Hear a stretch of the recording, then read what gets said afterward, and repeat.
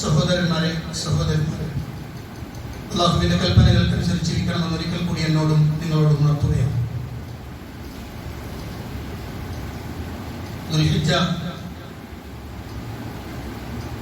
13, 14, 15 പല ആളുകളും സംശയം ചോദിച്ചതിന്റെ പേരിൽ ഒരു കാര്യം ഗൗരവത്തോടു കൂടി ഉണർത്തുക. എല്ലാ മാസം 13, 14, 15 സുന്നത്തുണ്ട്. നോമ്പ് തിങ്കളും വ്യാഴവും നോമ്പ് സുന്നത്താണ്. പലപ്പോഴും ആളുകൾക്ക് സംശയം വരുന്നൊരു ഇടം ദുൽഹിജ്ജയിൽ 11, 12, 13 അത് 3 നോമ്പ് നിഷിദ്ധമാക്കപ്പെട്ട ദിവസങ്ങളാണ്. വർഷത്തിൽ 5 ദിവസമാണ് നോമ്പ് നിഷിദ്ധമാക്കപ്പെട്ട ദിവസങ്ങൾ. അതിലൊന്ന് ഈദുൽ ഫിത്ർ, മറ്റൊന്ന് ഈദുൽ അദ്ഹ, പിന്നെ 3 ദിവസം അയ്യാമുത്ത് തശ്രീഖ്. അതുകൊണ്ട് തന്നെ ദുൽഹിജ്ജ മാസമായാൽ എല്ലാ മാസവും 13, 14, 15 നോമ്പെടുക്കുന്ന ആളുകൾ 13 നോമ്പെടുക്കാൻ പാടില്ല. 14, 15 ഇനി അവർക്ക് താല്പര്യം ഉണ്ടെങ്കിൽ അടുത്ത ദിവസം എന്ത് ചെയ്യാം, അതിലേക്ക് ചുരുക്കുന്നതിന് വിരോധമല്ല. യഥാർത്ഥ 13-ാം തീയതി നോമ്പെടുക്കാൻ പാടില്ല. ആളുകൾക്ക് സംശയം ഉണ്ടാകും. അങ്ങനെ ഒരു സംശയം ഉണ്ടായിട്ടുണ്ട്. നമുക്ക് കാണാം, അബൂ ദാവൂദ് അദ്ദേഹത്തിന്റെ സ്വഹീഹിൽ രേഖപ്പെടുത്തിയ ഒരു വാചകം, ഒരു ഹദീസ്. അബ്ദുല്ലാഹി ഇബ്നു അംറിന്റെ അടുത്തേക്ക്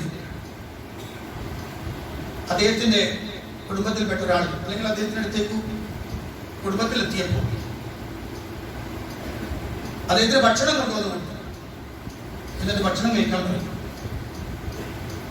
അപ്പൊ അദ്ദേഹം പറഞ്ഞു, ഞാൻ നോമ്പുകാരനാണ്, ഞാൻ ഭക്ഷണം കഴിക്കൂല. അപ്പോ കൃത്യമായി മറുപടി പറഞ്ഞു കൊടുത്തു, ഭക്ഷണം കഴിച്ചു, കുഴപ്പമില്ല.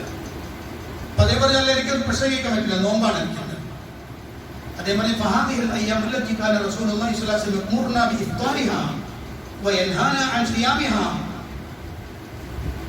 ഈ ദിവസങ്ങൾ അല്ലാഹു റസൂൽ സല്ലല്ലാഹു അലൈഹി വസല്ലം ഞങ്ങളോട് ഭക്ഷണം കഴിക്കാൻ പറഞ്ഞതാണ്, നോമ്പെടുക്കാൻ പാടില്ല എന്ന് പറഞ്ഞതാണ്.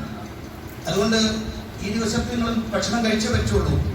കാരണം അയ്യാമത്തെ ശരീഫിനെ കുറിച്ച് നബി സല്ലല്ലാഹു അലൈഹി വസല്ലം പറഞ്ഞത് അയ്യാം അക്കലിൻ വശൂർബിൻ എന്നാണ്, തിന്നാനും കുടിക്കാനുമുള്ള ദിവസങ്ങളാണെന്നാണ്.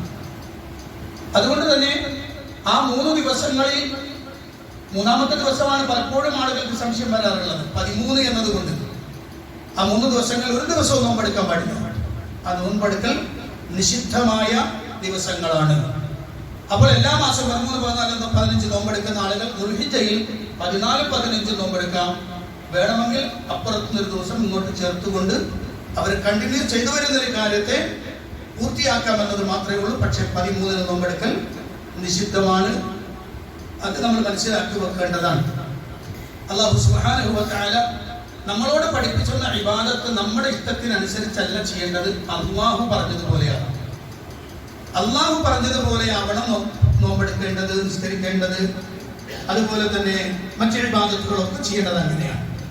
അല്ലാതെ നമുക്ക് തോന്നുന്ന രൂപത്തിൽ അത് കുഴപ്പമില്ല, ഇങ്ങനെ ചെയ്താൽ മതി, എന്താ കുഴപ്പമില്ല, ആയിക്കോട്ടെ എന്ന് പറയരുത്.